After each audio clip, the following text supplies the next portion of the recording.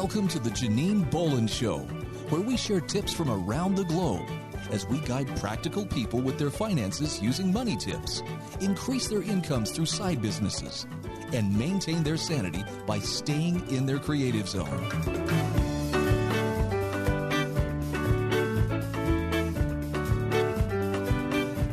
This is Janine Bolon, and I'll be your host. And I just wanted to give a big shout out to KHNC 1360 AM for being the first radio station that actually syndicated our show, and KXDS 91.3 FM for having us on every Wednesday at 8 a.m. But KHNC has us on every Sunday at noon. So we look forward to being with all of you. We have other radio stations that are coming online to syndicate our program.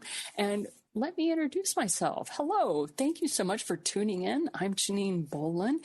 And one of the things that's so exciting for me is I started in radio back in 1987 when I was doing high school events and letting people know what was going on at the local college, stuff like that. Had a wonderful time. And then in 2011, I became a podcast host when I started with Blog Talk Radio, and I was hosting a show at that period of time. Then I kind of split off and started doing a lot of authoring, and I've written 10 books. But because those books were written in 4 different genres, my company created 4 podcast programs to keep that content moving out into our communities. We had the 3-Minute Money Tip, the Thriving Solopreneur, the Writer's Hour, Creative Conversations, and the Practical Mystic Show. All 4 of these episodes, or 4 of these podcast programs, are still available online. You can listen to our episodes. There's like 212 of them, I think. Anyway, so one of the things that got exciting was then KHNC reached out and said, hey, would you be willing to syndicate your podcast programs here? And I find myself, after 36 years, right back in radio, and it's wonderful to be here, and thank you for listening to our premiere episode. Now, our episodes will be broken up into 4 segments. We will be talking about money based on the 3-Minute Money Tips. We'll be talking about how to be a thriving solopreneur, how to run your own business, and how to run it successfully. We have guests on that have done just that. We're talking about those businesses that got started at the kitchen table, in the basement, or in the garage, and how they slowly and steadily grew into larger businesses, and people loved them because, hey, they were doing what they loved for the money. And then we'll talk about the Writer's Hour, Creative Conversations. In one of our segments, we'll have either an author or we'll be talking about the writing process. And you may want to stay tuned for that, because did you know that you could write a book and not have to type a single word? I mean, there are ways that you can write your history, your biography, and that it is very valuable to your community. You may not think so, but trust me, it is. And so I have a passion to help other people write their history, because I feel that this is very important to families. But, that's a passion of mine. And then in the last segment of the show, we're going to be describing things to help you with your sanity. The Practical Mystic episodes that we used to run, we brought on guests that would help us with mental states, how to keep positive mindsets, even though things may have been crashing down around our lives. And this isn't really the happiness club. That's not what we're talking about when we talk about how to keep your sanity. It's how to keep you moving forward with the life that you want to lead, even though it seems like a lot of stuff is coming at you from different directions. So that is kind of how we're setting up the Janine Bolon Show, is we're pulling from all 4 of those podcasts that we used to have. And again, a big shout out to KHNC and KXDS for syndicating us and putting us on the radio live. It's wonderful to be here with you today. So let's go ahead and get started. One of the things that I really wish for you to know is that you can hear our information by visiting our website, thejaninebolonshow.com. And there you're going to see resources, the books that we recommend to you, free programs, offers. You can see the book transcripts. Some of you listen to a show and you want to go back and read the transcripts. And you can get on our email list. And I promise we do not sell to you on the email list. What we do is we let you know of different episodes that we've run so that you have access to those resources. So you're welcome to do that as well.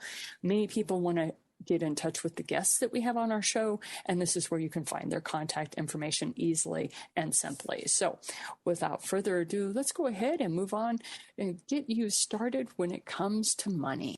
On today's episode, we're going to be describing the 3 calming habits that relieve money stress, because I know sometimes just the word money causes people to get their teeth set on edge.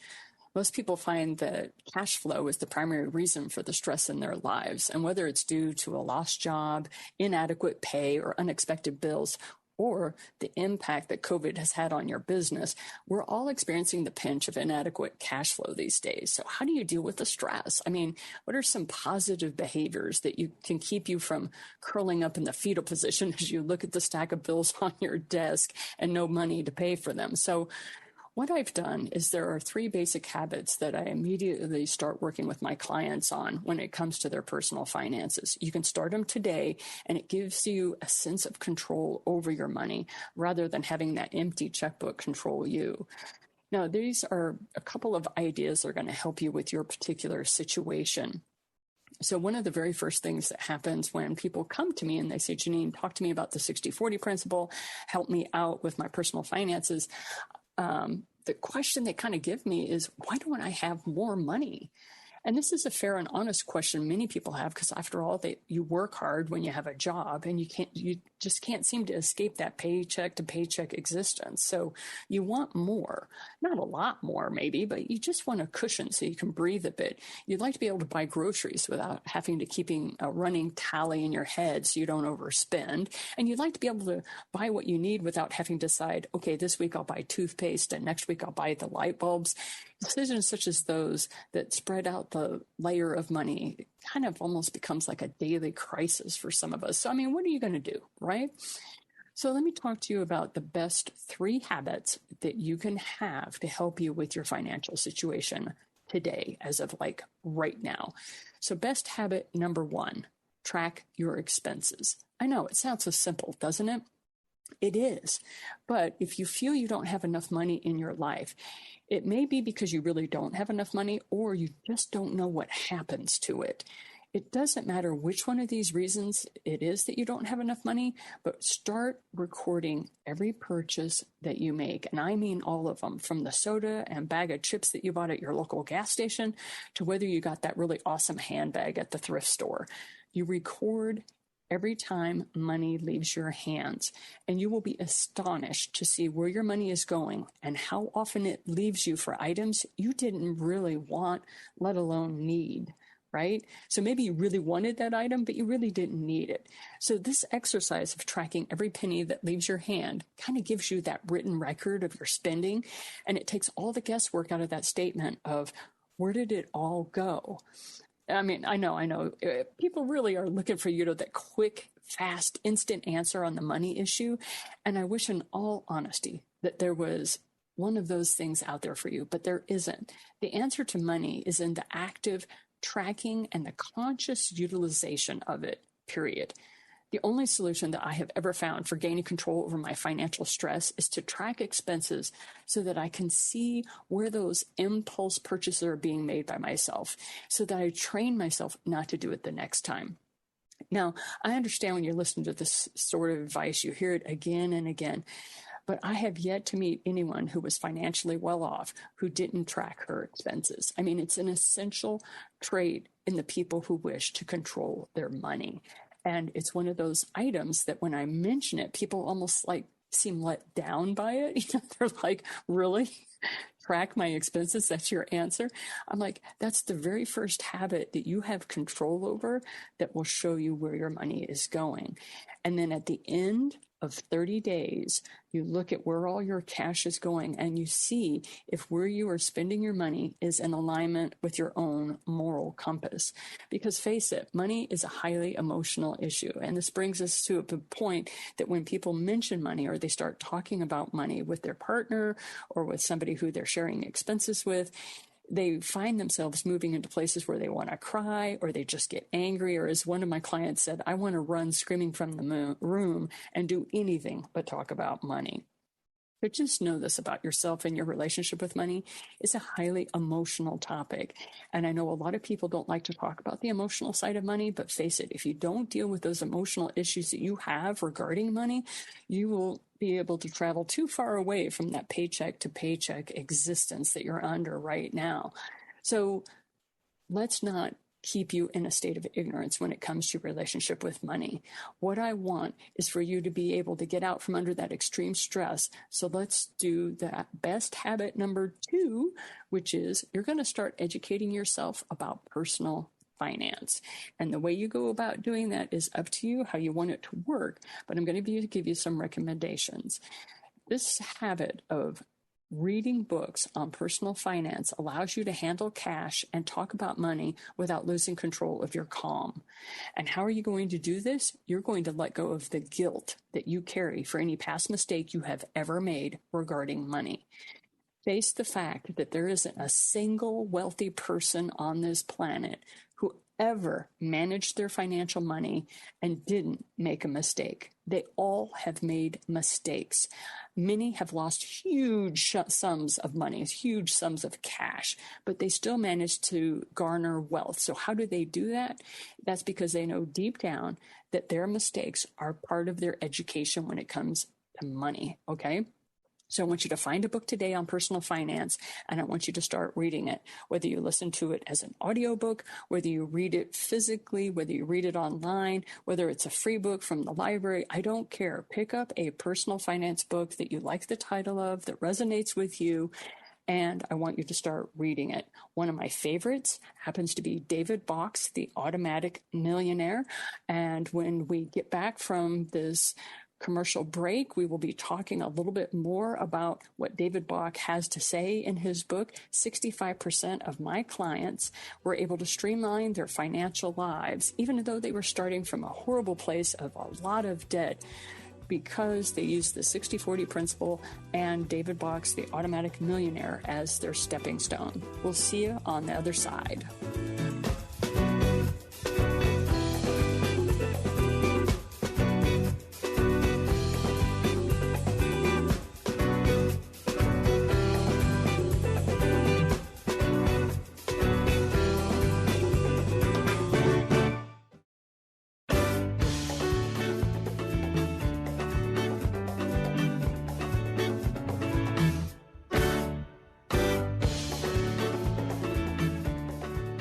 Welcome back. So we were talking before the commercial break a little bit about David Bach and The Automatic Millionaire, and how this particular habit is the second one of 3 that we're describing about what are the 3 habits to help you relieve your money stress. And habit 2 was read a book on your financial situation or on personal finance. And I highly recommend David Bach, The Automatic Millionaire, because he's helped over 65% of my clients streamline their financial lives, even though they were starting from places of pretty heavy debt loads, either through credit card use or through a medical bill. And a lot of times there's a lot of emotional baggage around that debt, because in a lot of cases where people will come to me, they weren't the ones that built that debt load. They had a family member of theirs die and they were left with the debt, or they had a divorce or something like that. So there's a lot of emotions that are wrapped up around the money. And I have my clients kind of turn to me almost usually within the first phone call or session that we have. Oh my God, Janine, how did my financial situation become such a mess? And I often just remind them, I'm like, look, make a promise to me right now. I want you to not give it a second thought. Seriously, I want you to stop the self-recrimination. I want you to stop the guilt. And instead, I want you to direct all your energies into fixing your current situation.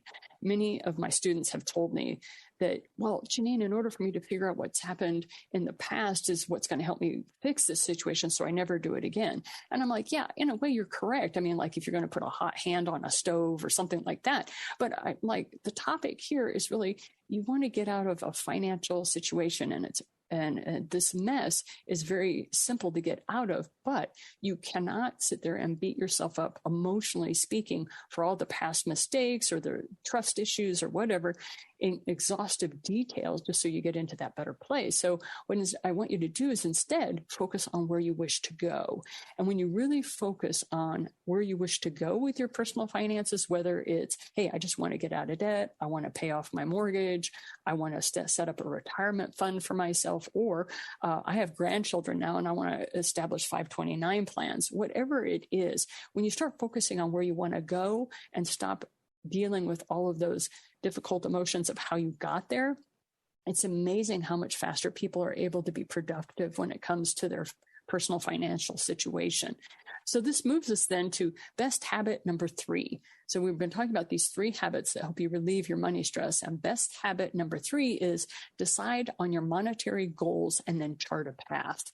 Now, if you're in the midst of a difficult situation, like you just got news that some sort of medical bill is needing to be paid or something like that, in that moment is not the time to set a goal. Okay. You want to be in a place where you can take a deep breath and be in a calm place and not emotionally all chaotic. Instead, just find a time where you can sit down with your favorite beverage. I love coffee. So I sit down with a cup of coffee and I go, okay, this is how much debt I have. This is how much money I have coming in. What am I going to do? Where do I want to go with this? And what you do is you stop hiding from your money troubles and you face them head on. And yes, I know this does take courage. This takes a certain amount of will if you want, but come on, you can do this. I mean, after all, it's only money, and our government makes more every day, and there's plenty for everyone to have enough. It's not like childbirth or dealing with the loss of a job, or even worse, dealing with the loss of a spouse's job. What you're really doing here is you're setting a target date for you, or setting some goals for yourself on how you're going to get out of your current situation. Now, if you have a serious amount of debt, credit card debt, then I encourage you to start getting some personal finance books, either from the library or get them online, and start building a plan on minimizing that debt and starting to get it paid off. Don't hide your head under the blankets regarding that debt. Face it head on and go, okay, I have some of my clients on average have anywhere from $15,000 to $18,000 in credit card debt when I start working with them. So it doesn't matter what the number is. Look at that number that you need to pay off and start making a plan to pay off every single credit card and not continually accrue that debt. And by using the 60-40 principle that I teach, you can learn how to go about saving money while paying off that debt at the same time. Now, when you set a target date for yourself of going ahead and paying off your credit cards or getting a minimum balance in that 529 plan you want to start for your granddaughter, what you do then is you work every day to make that target a reality. This is how you go about doing it. I mean, seriously, you can do this. When it comes to personal finances, don't allow your ignorance to make your situation seem hopeless, because that is just straight out wrong. It isn't. No matter where you are struggling, you can dig yourself out, even if you have to use a teaspoon at first. So start with these 3 simple things. Track your expenses. Start reading personal finance books. Educate yourself. This helps shield you a little bit from fear. And start setting yourself some targets for 2022 about where you want your financial situation to be. Now, if you're starting off and you have, say, $15,000 in credit card debt, you say, I want to be making $1 million by the end of 2022. I would encourage you to set a little bit more realistic goals. Why? Is it impossible to do that? No, it's not impossible. You could. But what I'm saying is you want to set a little bit more realistic goals so that your brain doesn't sabotage you. And what I mean by those realistic goals is I had once a gentleman who had over $114,000 in credit card debt that I worked with. It took him 7 years and he was able to dig himself out. But at the same time, realized he was making $218,000 a year. That was his income, and he was that far in debt. So don't think that by making more money that will get you out of debt. You have to balance the two. You can make a common wage, as they say, and be able to get yourself out of debt. You don't have to make incredible amounts of money. But the point is just start these 3 habits, follow them on a regular basis, and you'll watch your financial stress literally drop day by day, as if you're lowering yourself into a warm bubble bath, and you will be able to accomplish the things that you want to accomplish. So I've mentioned a little bit about the 60-40 principle and how I have clients that come to me that have a nature of debt that they want to work themselves out of. And I find over and over again that it's people's personal understanding about their money that causes them the challenges that they are experiencing. So let's talk a little bit about how to understand the flow of money. And I have a lot of folks in my seminars and stuff that'll say, well, Janine, I got this, money comes in, it hits my checking account and it is gone. And by the end of the month, I'm hoping I have enough to buy groceries. And so I understand that's exactly how a lot of people see it. They see money as being very linear. It comes in like a stream to your checking account and moves right back on out. And so I wanted to remind you that money is not circular. I mean, it's not linear, it's circular. In fact, it is operating in such a large circle that many of us aren't aware of the circle that it moves in. It actually kind of has 3 sections to it that move in a circle. And once you understand that, we will be able to make more sense of the 60-40 principle that I'll talk to you about. The living arm of money. You have 3 different arms, if you will, of money that move in a circle. The first one is the living arm. Most people operate in a way where they're living on 110%, meaning they're living in debt. And the living arm of money really should only take up 60% of your income. Now, right now, I know you're laughing hysterically like, lady, you're crazy. That's not going to happen. Please realize that's the ideal. Remember when I told you about setting goals ahead of your time or moving forward with those goals? The living arm of money is our goal for you is to live on only 60% of your income. Right now, that's impossible where you are. And so what we want to do is make sure that we can move you to that. So there are 3 areas that you want your money to move into to keep that circular movement of money going. The first one is, like I said, the living arm. The second one is the savings arm. Did you know that you want to be saving about 20% of your income? Crazy, I know, right? But you do. And that's where we're going to move you to. And then there's the third arm, which is the giving arm of money, which is actually done very well by most Americans.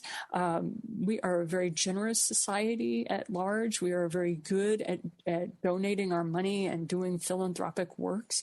And so I just wanted to remind you that, believe it or not, that is a part of creating this money cycle. So in order to get money moving in your life, it's very important that you take these 3 areas and make sure you are contributing money to each one of these arms. So 60%, this is the ideal now. The ideal is that 60% of your money you would live on, 20% of your money you would save, and 20% of your money you would give away. And part of the 60-40 principle that we're going to be discussing here in a few minutes is that you take that area of your money and you put it very practically into certain areas. Now, when most of my clients come to me, like I said, they are living on 110% of their income. So how do they get this thing started? Well, the first thing is the education of it. Just knowing that you have a system. You want to have a system in place so that when unexpected money comes to you, you know where to put it. And I have a lot of people that say, well, the very first thing I do is I dump it on all my credit cards so I can pay down my debt. In actuality, you want to pay down your debt and save money at the same time. And a lot of people struggle with that. I know I did. When I was first given that piece of advice, I had $3,000 in credit card debt. And I'm like, are you kidding me? I have no idea how you're talking about that. I was working as a waitress and I had to have some repairs done on my car. I was 21 years of age and I was just like, I had no idea how to move forward in the way that these people were describing to me. And so when I read a lot of the books on personal finance at the time, this is back in the 80s, I got very, very frustrated. Well, you don't need to be frustrated anymore. We're going to give you some very practical tips on how you can move forward with your finances using the 60-40 principle and how it doesn't matter what income you have going on right now. As money comes in, we're going to create for you a system that you will know exactly what to do when you get an unexpected check in the mail, or like me, I was a waitress, and if I got a huge haul of tips that particular day because I worked a banquet or something like that, you'll be able to take that money, divide it up according to the 60-40, you'll be able to pay down your debt as well as increase your savings. And you'll see how if you're doing this consistently, week after week after week, you will be able to build up the ability to ditch your debt and save money. We'll talk to you after the next break with the 60-40 principle.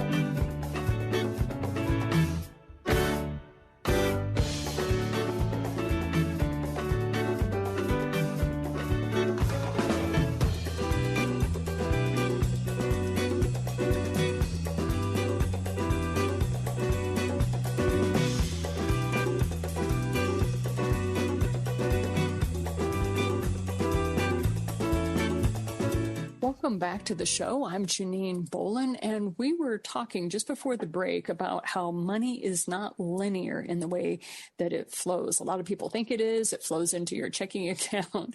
You pay your bills and you hope that you have more money than month left at the end. But in this case, what we're going to be describing is that money actually does have a cycle or a circular flow. It's just you need to be putting money into your life for your living expenses and paying down your debt, as well as saving money at the same time and being able to give money away. And so what we're going to do is talk about how you can handle this cash flow with a simple system that will allow you to pay off your debt while at the same time increasing the savings account balance that you have at your checking account. I know a lot of people are like, savings account, I have the bare minimum $25 that's required to keep it open. And I know that is the case for a lot of folks. What we want to do is get you into a place where you can actually start saving quite a bit more and then be able to invest that money eventually. So what I created was the 60-40 principle. It's really a system that I used to get my own family out of debt. And this is back in 1996. And eventually we moved from being people that had, I think it was at the time, $8,000 in credit card debt. I know that doesn't sound like a lot at the time, but when you also looked at our income, it wasn't all that great either. I was a mom. I had 4 children under the age of 10, and I was tired of the debt load. I used to tell people I was allergic to debt. And so what I ended up doing was I came up with the system for my own family. I never thought in a million years that to this day, almost 25 years later, I would still be teaching this principle to the public. But the 60-40 principle is a concept where it governs where the money flows in your life.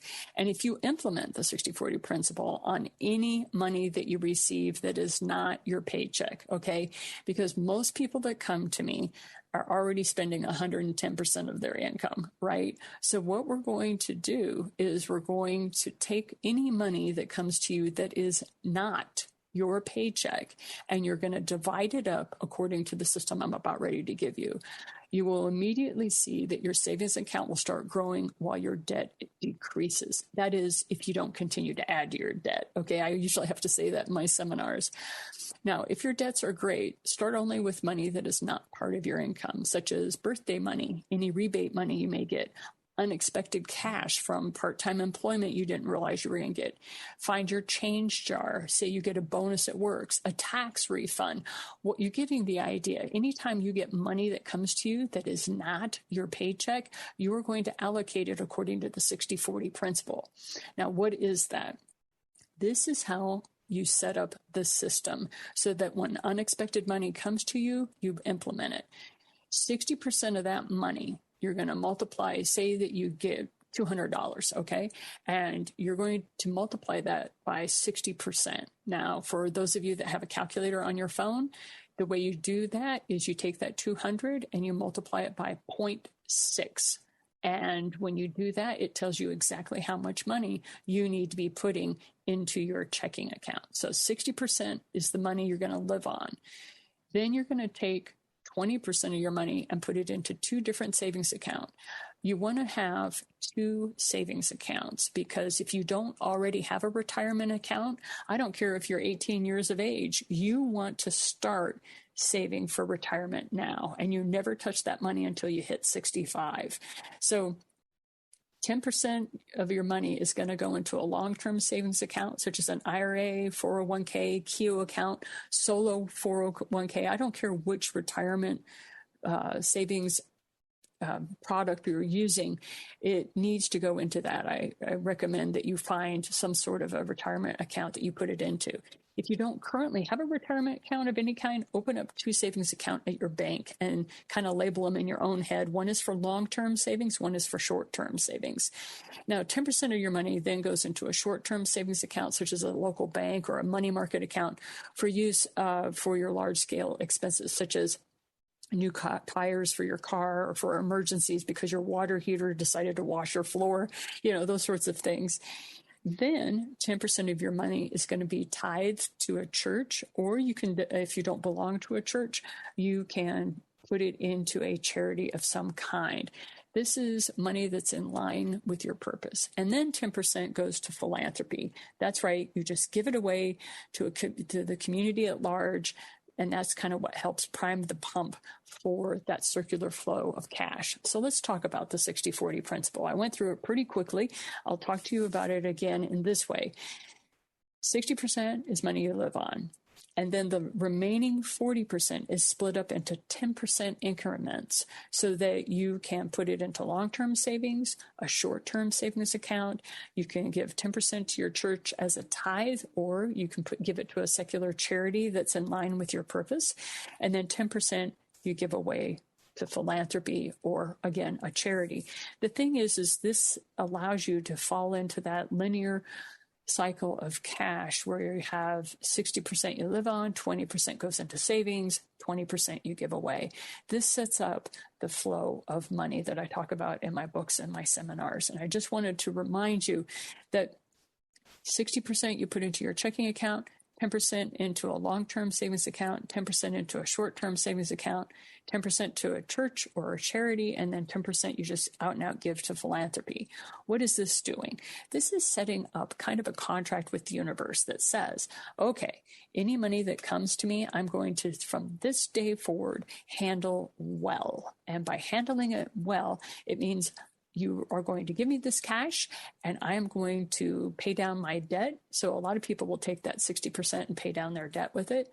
And then they'll take 20% and put it into the savings vehicles and give 20% away. Then another dose of money comes to them and they do the same thing over and over and over. Believe it or not, as money comes to you, this will pay down your debt while increasing your savings account. And that short-term savings account that we were talking about, that short-term savings account is to help you with any kind of crises or expenditure that you have to have because something has happened. Like in my case, I had to buy a new water heater because it was washing my floor the other day. And I was lucky because I had the money in my savings account to be able to pay for that water heater. So no matter what debt load you're carrying or no matter where you are in your current financial situation, by using the 60-40 principle, you're setting up a contract with the universe that is saying, I will handle money well. I will handle that money with a good system that will help me distribute it in a way that is into my highest and best good financially. Now, the 60-40 principle was something literally I stumbled upon. I was reading a book on personal finances because one of the situations that happened to me was I was working for a period of time. My husband was also working. And then the job that I had, I was an analytical biochemist. I was working in the laboratory. And after 10 years of marriage, I had a flu that wouldn't go away. And little did I know I was pregnant. After you've been married for 10 years, you think, well, I didn't think that was going to happen, but it did. I was like, wow, I'm actually going to be a mom. So I wanted to be the type of mom that stayed at home with the kids. I didn't want to have to worry about childcare. Not everybody has that opportunity, and I realized that. So what I ended up doing was I dropped out of the workforce and I read 60, as in 60 books on personal finance over the course of 2 years while I was raising my infant son. And while I was doing that, I was reading as much as I could on money. I was educating myself because I knew how ignorant I was. Also realize our income dropped by 54% by me leaving the workforce.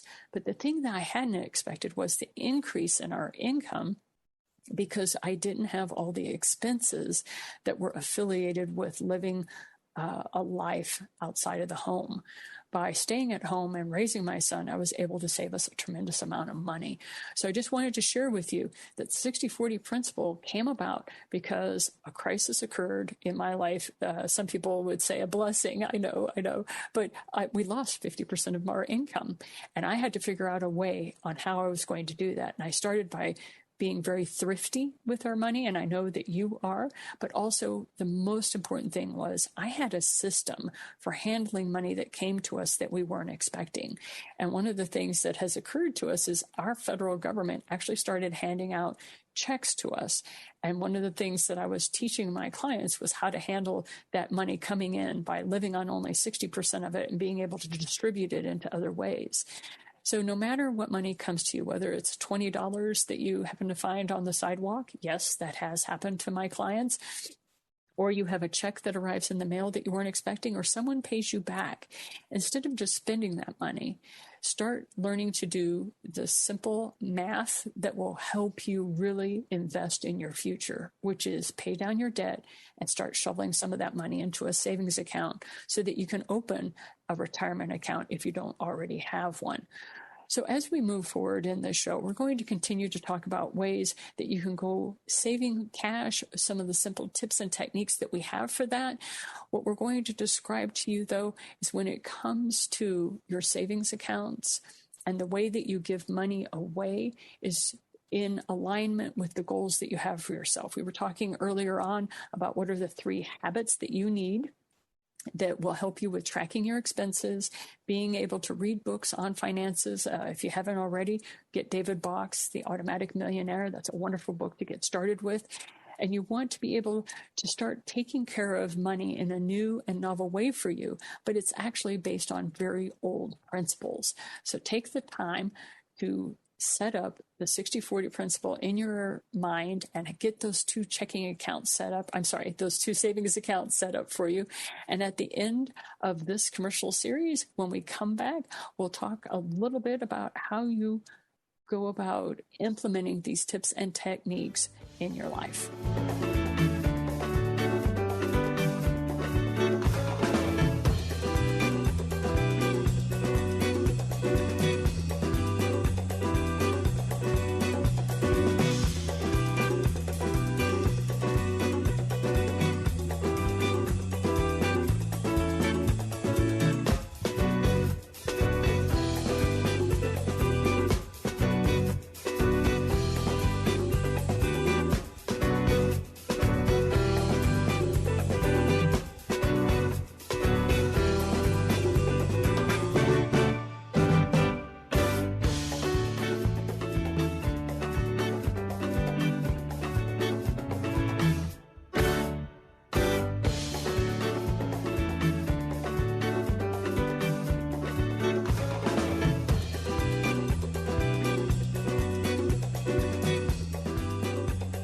Welcome back to the show. Before we left for commercial, we were describing the 60-40 principle and how it is a system that is there to help you funnel your money into appropriate areas. And this is money that's not your paycheck, right? It's money that comes to you that's unexpected, and you take 60% of it and you put it into your checking account, or you can put it into your credit card debt that you have, and then 10% goes into a short-term savings account, 10% into a long-term savings account, 10% you can give as tithing to your church, or you can just take 20% and give it away. And then the last 10% is on philanthropy. Now let's talk a little bit about how giving your money away assists you in your financial independence and becoming more financially stable. The principle that the universe will fill a void is very common in the scientific world. It's like the universe abhors a vacuum is usually what we're taught. That no matter where you are in space, there are things happening to fill it because it doesn't like a vacuum. And talk to any mother that has a clean counter and the kids come home. Nature abhors a vacuum and immediately the space will be filled, right? So the interesting thing about this universal law is that it does so in kind. This is well known. What does that mean? It goes by many names and various ways. You've probably heard most of these depending upon your cultural or religious background. Some alternate versions to the scientific term of nature abhors a vacuum is the law of cause and effect, the law of the harvest, what you sow, that you shall reap, what goes around comes round, birds of a feather flock together, and like begets like. You hear these sorts of sayings over and over. But despite their near universal acceptance of these well-known laws, people still have difficulty implementing it when they need something or when they see that others are in need. So when you're serving the needs of others, it seems like the universe almost gets to working overtime to get you what you need so that you can be successful. Yes, you still have to do your part. You have to do your work and move toward your goals, but you have to do that anyway. So you might as well get the universe to help rope in the universe and helping you out, right? So use the law of cause and effect to do good in your particular corner of the world. So how do you do that? It's simple. What you give away will come back to you just like a boomerang. So we could get into the physics of it, but I know not everybody's into that. So if you are living in fear of starving, I used to have a client that was always worried that she wouldn't have enough food. I encouraged her not only to give away her money to a food kitchen, but also to give food away. She was one of those people that would store 25-pound sacks of rice under her bed just because she was very concerned about that. So you learn to take care of the things that you fear by giving those things away. If you're worried about becoming homeless, offer your house as a place to stay for someone in need, or you can donate your philanthropic cash to homeless shelters. If you're worried about not having enough clothes for yourself or your children, give away clothes. And lastly, if you want more money in your life, guess what? That's right. Start giving it away. Give as much away as you can without straining your budget for rent, food, tuition, insurance payments. You get the idea. There is money in your life that you can give away without putting your family or yourself out on the street. If this is not the case, if you really are in that dire of a situation where you can't afford food, then get yourself to a food bank and get some help. Why? You need to swallow that pride and accept some help so that you can get where you want to be stable financially. Okay. You want to have financial stability, and that's where you want to be. And that's not going to happen if you don't get yourself some help. So then and only then can you move into what we call a state of an abundance. So I'll rant and rave a lot about this topic in my seminars. Now, when I was about 16 years of age, I had the lucky opportunity to be working in a house. The very first business that I ran was J. Bond's Helping Hands, and I was a house cleaner. And I also worked in domestic and industrial cleaning, is what I said to people. So I would do everything from cleaning storage barns and outbuildings to cleaning people's homes. And one day I happened to run into a man by his name was Sam Walton. He was visiting a friend in southern Missouri. And if you don't know who Sam Walton is, he was the co-founder of Walmart. Now, I did not know. I was sitting in the living room with this person. And as I was vacuuming around him and I was telling him, excuse me, I'm sorry that I have to vacuum this and get it done, he told me of a number of secrets that he had to his success. And one of those was replicate yourself. Now, this principle holds true for money as well. Sure, the universe isn't one of your employees, but so what? It never hurts to have a helping hand. Consider what you are afraid of and then fight that fear by giving out what you need, whether it's money or a beautiful expression that I like is what goes around comes around. So that's where the process of philanthropy is so important to you. Sam Walton had a significant influence in my life, not only because of Walmart and what it has become, but I only spoke with the gentleman for 7 minutes. And at the age of 16, I had no idea who he was, or what he was doing. But he gave me several business tips. And one of the things that I learned is that when you talk to the right people and when you talk to people of wealth, they are very willing to help you out. So I sat there and told them how hard I worked for my money and how difficult it was to find decent women's clothes in the area. I said I could find clothing if I wanted to dress like a guy, but it was very difficult to find quality women's clothing. And then he said about sharing with me some tips on finding quality women's clothing. So it was fascinating that I heard that. But he also asked me how long I had been working for myself since I was an entrepreneur. And that was the first time I had ever heard the word entrepreneur. Sam Walton called me an entrepreneur. And when I told him that I ran my business and it wasn't that big a thing, and he said, yes, it is. He says, this country will be saved as long as we have farmers and as long as we have business people. And he said, and you, ma'am, are you are a businesswoman.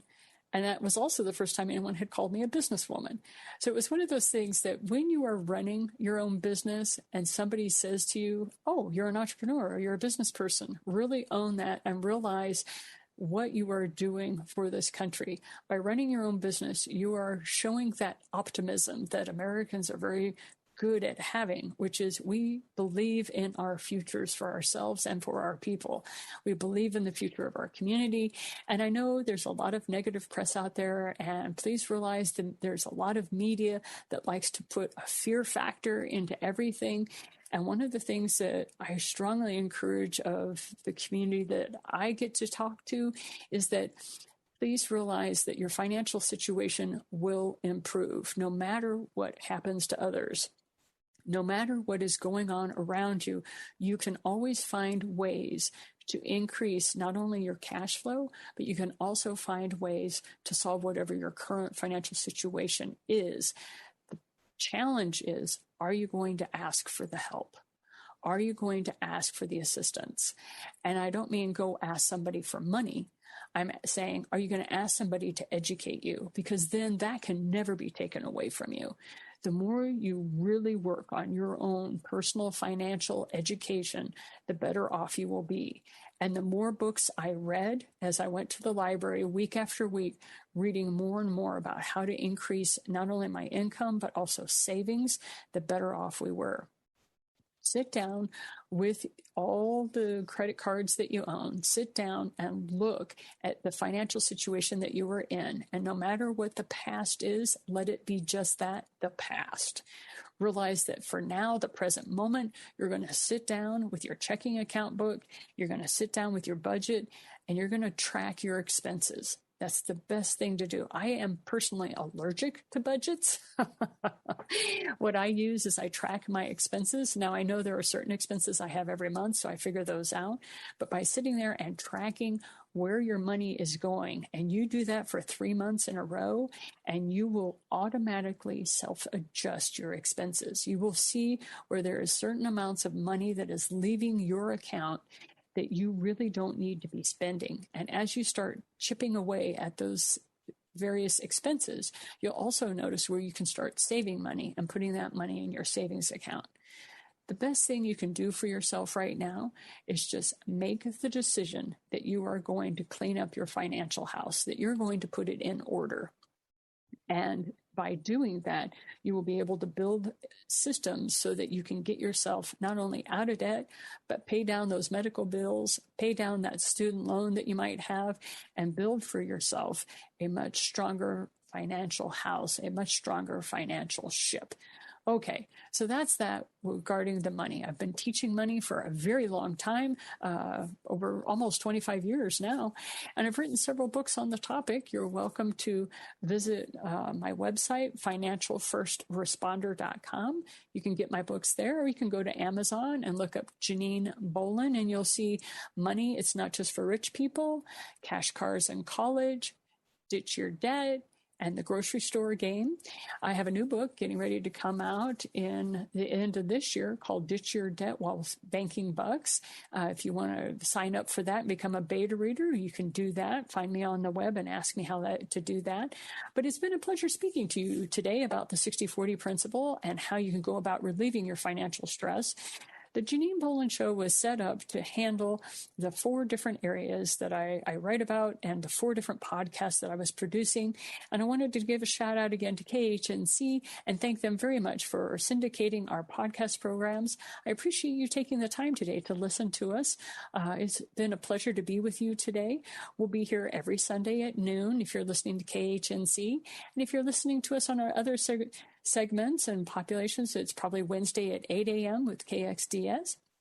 Just know we appreciate you very much. We know that you can get out of your financial situation that you find yourself in, and we wish you a fantastic day. See you next week.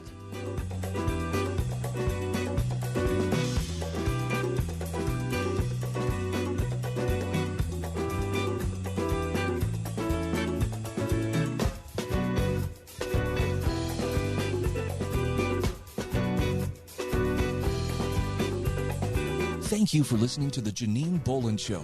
Be sure to subscribe to our show notes by going to thejaninebolonshow.com, where you'll find additional resources as well as the opportunity to sign up to receive our program in your email each week. Be sure to visit our sponsor at the8gates.com.